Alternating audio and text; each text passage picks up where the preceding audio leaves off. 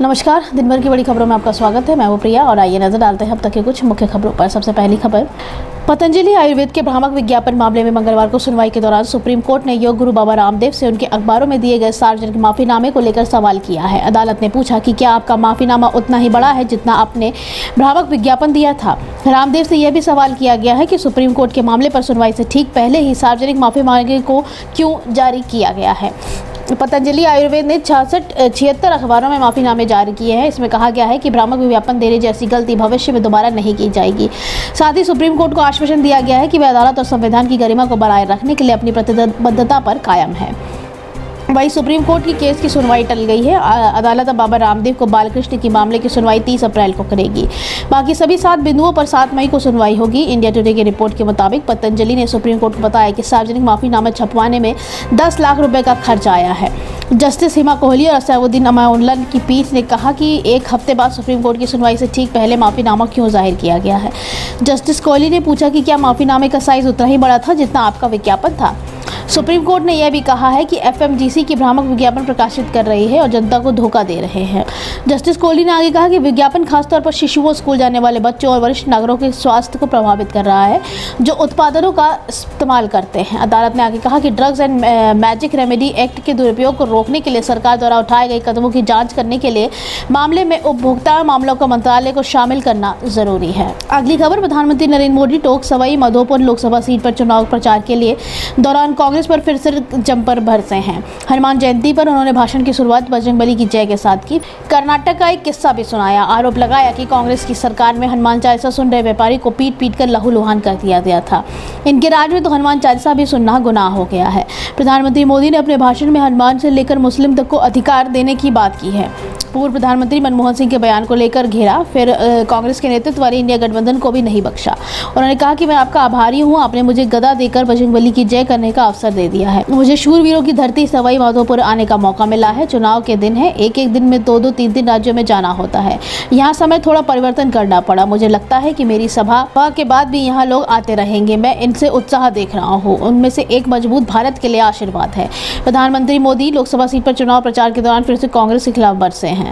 अगली खबर, जमीन घोटाले के जेल में बंद झारखंड की पूर्व सीएम हेमंत सोरेन के आखिर की ओर से दाखिल जमानत याचिका पर अपना पक्ष रखने और जवाब देने के लिए ईडी ने एक बार फिर अदालत का वक्त मांग लिया है। सोरेन की याचिका पर मंगलवार को एक बार फिर पीएमएलए की विशेष कोर्ट में सुनवाई शुरू होते न ईडी ने जवाब देने के लिए 2 हफ्ते का समय की मांग कर दी है। हेमंत सोरेन की ओर से सुप्रीम कोर्ट के वरीय अधिवक्ता कपिल सिब्बल इसका विरोध किया। कोर्ट ने ईडी को 1 हफ्ते का समय देते हुए 30 अप्रैल तक जवाब दाखिल करने को कहा है।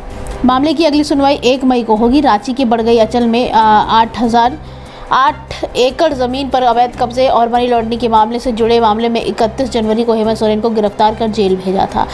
ईडी ने मामले में 30 मार्च तक अदालत में हेमंत सोरेन के अलावा जमीन के मूल रैयत राजकुमार पाहन, हेमंत सोरेन के करीबी विनोद कुमार, राजस्व उप निरीक्षक भानु प्रताप प्रसाद और हिलेरियस कच्छप के खिलाफ चार्जशीट फाइल की थी। इसमें बताया गया है कि हेमंत सोरेन ने न सिर्फ गैरकानूनी तरीके से जमीन हासिल की बल्कि जांच शुरू होने पर साक्ष्यों को नष्ट करने की भी कोशिश की थी। हेमंत सोरेन ने गिरफ्तारी 2.5 महीने के बाद पहली बार जमानत याचिका दाखिल की है, जिस पर पहले 16 अप्रैल को भी सुनवाई हुई थी। अगली खबर, एआईएमआईएम के चीफ असैवुद्दीन ओवैसी ने कहा कि विपक्षी गठबंधन इंडिया और बिहार के पूर्व डिप्टी सीएम तेजस्वी यादव पर निशाना साधा। उन्होंने कहा कि हमने विपक्षी गठबंधन इंडिया से बात की थी लेकिन हमारी सुनी नहीं गई। हैदराबाद से सांसद असैवुद्दीन ओवैसी ने कहा कि बिहार में और कितनी सीटों पर हम लड़ेंगे यह दूसरे चरण के बाद तय होगा। हमारे लड़ने से महागठबंधन को नुकसान हो सकता है या बीजेपी के नेतृत्व वाले एनडीए को फायदा होने की बात क्यों जाती है। लोकतंत्र में चुनाव कोई भी पार्टी लड़ सकती है। ओवैसी ने आगे कहा कि एआईएमआईएम बिहार के अध्यक्ष और विधायक अखरुद्दीन इमान ने इंडिया गठबंधन से बातचीत की थी लेकिन उनकी किसी ने सुनी नहीं। इंडिया गठबंधन अहंकार का शिकार है। वैसे हम लोग के खिलाफ काफ़ी उम्मीदवार उतारे गए हैं, इसको लेकर हम तो कुछ नहीं बोल रहे हैं। उन्होंने तेजस्वी यादव पर भी तंज कसा। असैवुद्दीन ओवैसी ने कहा कि पूर्णिया में तेजस्वी यादव कहते हैं कि विपक्षी गठबंधन इंडिया के उम्मीदवार बीमा भारती को नहीं चुन सकते तो एनडीए के प्रत्याशी को वोट दीजिए। इससे तो साफ होता है कि तेजस्वी यादव नहीं चाहते कि पप्पू यादव को वोट मिले। उन्होंने तेजस्वी यादव पर तंज कसते हुए कहा कि ऐसे में स्पष्ट हो जाता है कि वे कितने प्रतिबद्ध हैं कि नरेंद्र मोदी को फिर से पीएम बनाने से रोका जाए। दरअसल लोकसभा चुनाव के दूसरे चरण पर 26 अप्रैल को पूर्णिया में वोटिंग होनी है। महागठबंधन ने यहां से आरजेडी नेता बीमा भारती को चुनावी मैदान में उतारा है, जबकि एनडीए की ओर से संतोष कुशवाहा चुनाव लड़ रहे हैं। वहीं पूर्णिया में राजेश रंजन उर्फ पप्पू यादव बतौर निर्दलीय चुनाव में उतरे हैं। अगली खबर, दिल्ली के मुख्यमंत्री अरविंद केजरीवाल को तिहाड़ में इंसुलिन दी गई है। केजरीवाल का शुगर लेवल लगातार हाई हो रहा था, जो 320 तक पहुंच गया था। प्रवर्तन निदेशालय की गिरफ्तारी के बाद पहली बार उनको इंसुलिन दी गई है। तिहाड़ के अधिकारियों ने पुष्टि की है कि केजरीवाल को बीती शाम 7 बजे इंसुलिन की 2 खुराक दी गई थी। अरविंद केजरीवाल के स्वास्थ्य पर तिहाड़ जेल के महानिदेशक संजय बेनीवाल ने कहा है कि खाना हमारे यहाँ समय पर दिया जाता है। अदालत आदेश के चलते इनके घर से खाना आता है, जिसकी जाँच में 5 से 7 मिनट का समय लगता है। हमारे यहाँ लगभग 900 से 1000 कैदियों को मधुमेह है, हम जिनका प्रबंधन कर रहे हैं। मेरे लिए ये मुद्दे नहीं है, लेकिन अगर लोग राजनीति के लिए ऐसे मुद्दे उठा रहे हैं, मुझे इसमें शामिल नहीं होना है। अरविंद केजरीवाल के जेल अधीक्षक को लिखे पत्र पर उन्होंने कहा कि जेल में 20,000 लोग हैं, हर किसी की कुछ समस्याएं हैं, हम उनके निवारण की भी व्यवस्था करनी होगी। हर जेल में एक विजिटिंग जज होते हैं जो स्वास्थ्य संबंधी जरूरत, साफ सफाई और कानूनी समाधान तक पहुंच आदि पर नजर रखते हैं। वे कैदियों की शिकायत भी सुनते हैं। मुख्यमंत्री केजरीवाल ने तिहाड़ जेल में एक अधीक्षक को चिट्ठी लिखी है, जिसमें उन्होंने जेल प्रशासन पर गलत बयान देने का आरोप लगाया है। तिहाड़ प्रशासन का पहला बयान, अरविंद केजरीवाल ने इंसुलिन का मुद्दा कभी नहीं उठाया, ये सरासर गलत है। उन्होंने कहा कि वे पिछले 10 दिन से लगातार इंसुलिन का मुद्दा उठा रहे हैं। जब भी कोई डॉक्टर देखने आया तो उन्होंने बताया कि अगर शुगर लेवल बहुत हाई है, मैंने ग्लूकोमीटर की रीडिंग दिखाकर बताया कि दिन में 3 बार पीक आती है और शुगर लेवल 250 से 300 के बीच आता है। मैंने बताया कि फास्टिंग का शुगर लेवल रोज़ 160 से 200 पर है। मैं रोज़ इंसुलिन की मांग की है, लेकिन ये झूठा बयान कैसे दे सकते हैं कि केजरीवाल ने कभी इंसुलिन का मुद्दा नहीं उठाया। दिल्ली के स्वास्थ्य मंत्री सौरभ भारद्वाज ने सीएम केजरीवाल के स्वास्थ्य को लेकर कहा कि बीते 23 दिनों से अरविंद केजरीवाल तिहाड़ में है, उनका शुगर लेवल 300 के पार हो गया है, जिसे वे बार बार बता रहे हैं। अगली खबर, कर्नाटक सरकार ने आरक्षण का लाभ देने के लिए राज्य में पूरे मुस्लिम समुदाय को पिछड़ा वर्ग में शामिल कर लिया है। हालांकि सरकार इस कदम की आलोचना हो रही है। राज्य पिछड़ा वर्ग आयोग ने भी कर्नाटक सरकार के फैसले पर आपत्ति जताई है और कहा है कि सरकार के इस फैसले से सामाजिक न्याय के सिद्धांत कमजोर होंगे।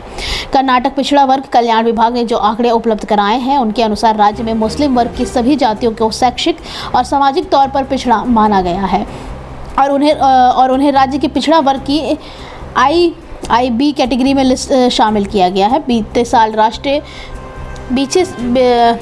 साल NCBC ने OBC वर्ग के लिए राज्य की आरक्षण नीति की समीक्षा की थी। अब सोमवार रात को NCBC ने बयान जारी कर कहा है कि राज्य में मुस्लिम वर्ग के सभी जातियों और समुदाय को सामाजिक और शैक्षिक रूप से पिछड़ा माना गया है और राज्य के पिछड़ा वर्ग लिस्ट में उन्हें कैटेगरी में IIB लिस्ट में डाला गया है।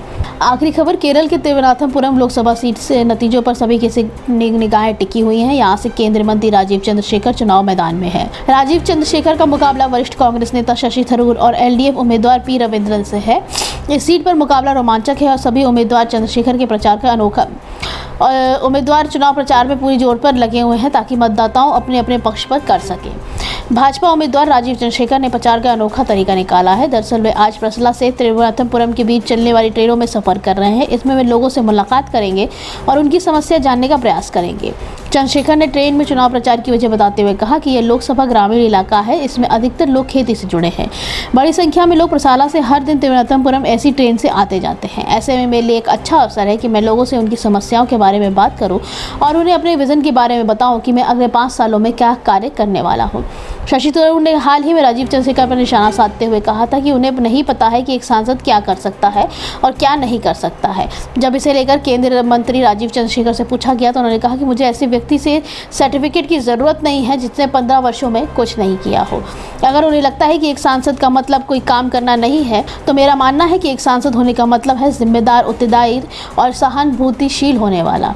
राजीव चंद्रशेखर ने कहा कि यहाँ के लोग इस बात से नाराज़ हैं कि बीते कई वर्षों में यहाँ कोई तरक्की नहीं हुई है, नौकरियां नहीं है और ना ही कोई विकास हुआ है। युवा यहाँ पर नाराज़ है और सभी बदलाव चाहते हैं।